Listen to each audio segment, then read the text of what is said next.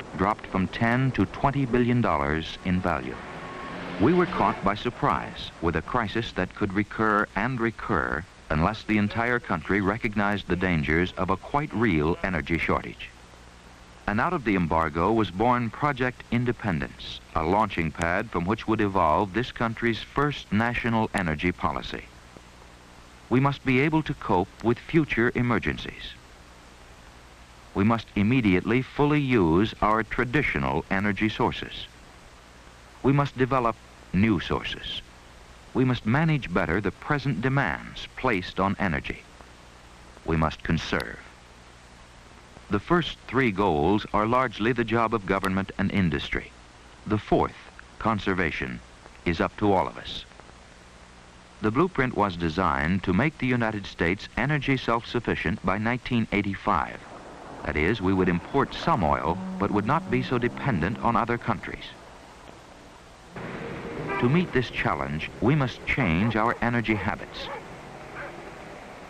We must end our love affair with the big car and use buses and commuter trains. Only passengers with Metroliner tickets may board the Metroliner. We must walk or use bikes rather than drive.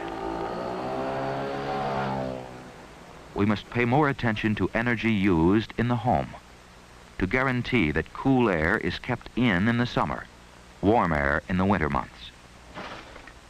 When lights aren't needed, they should be turned out. But cutbacks by individuals are not enough to prevent future shortages. Converting raw materials into energy uses up a tremendous amount of energy itself. So do manufacturing and heavy industrial plants. We must save fuel there, too. Here at the San Leandro plant, we have reduced our energy consumption 25%.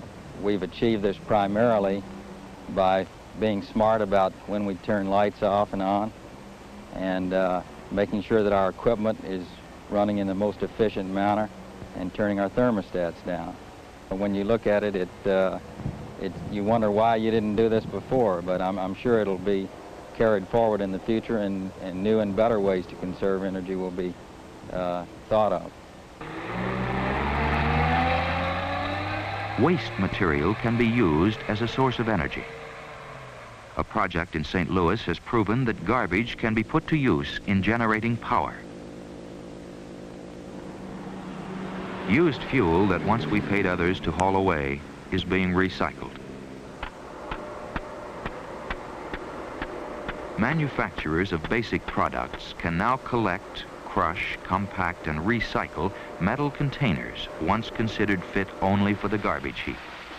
This can result in as much as a 95% savings in energy over what it would cost to start with raw materials. Our savings year to date are well in excess of $1 million in plain hard cash.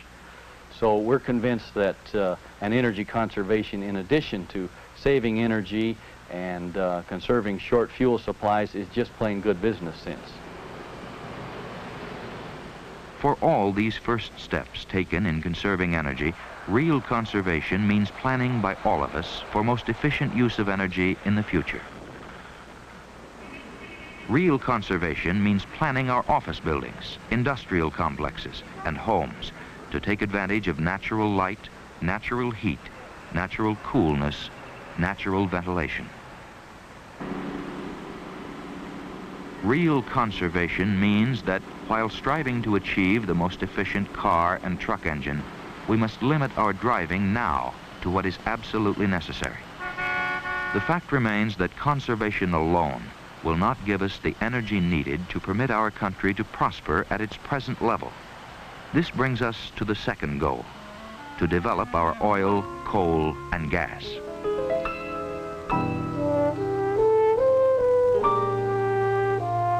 Much of this country, particularly in the West, was once a sea.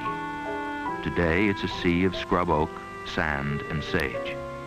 And beneath its surface lie rich pools of oil and beds of coal, enough, some say, to answer our needs for centuries.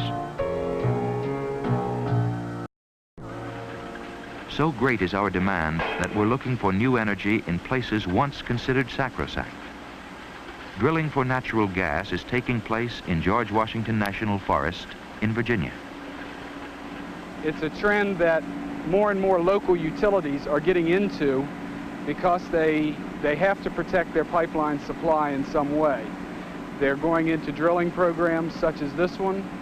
They're building synthetic gas plants, importing liquefied natural gas, because for at least the foreseeable future, we don't anticipate any major increase in the pipeline quantity of gas available to us.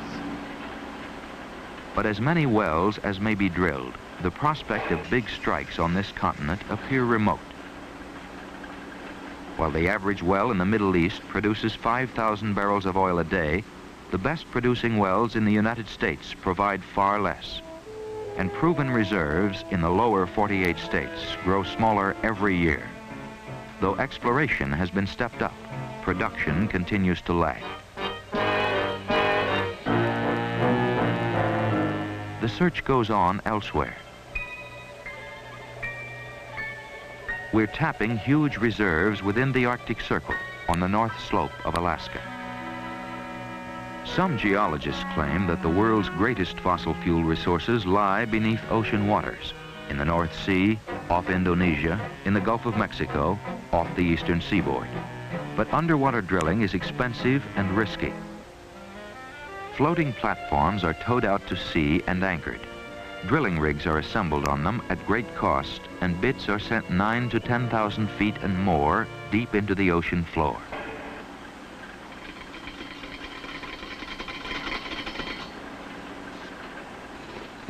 Oil and gas from 18 to 30 wells may pass through one processing rig in a given day for storage, piping, or sending on to land by tanker. Proven pools are being tapped beneath these waters in the Gulf of Mexico.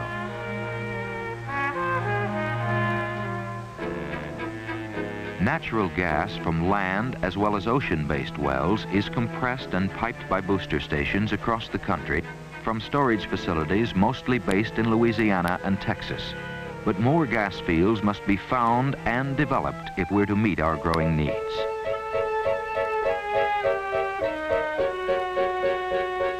On the Rocky Mountains' western slopes, oil shale, oil-filled rock, is being mined and processed in an experimental plant.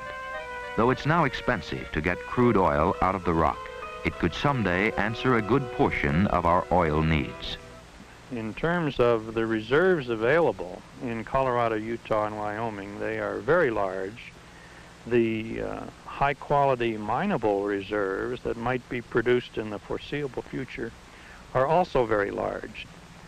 This could be in the range of 5 to 10% of our total liquid fuel requirement. What about coal? Coal remains one of our greatest resources. There are only two ways to get at it. For generations, we've gone underground to mine it. Much has already been brought to the surface. Far more remains below.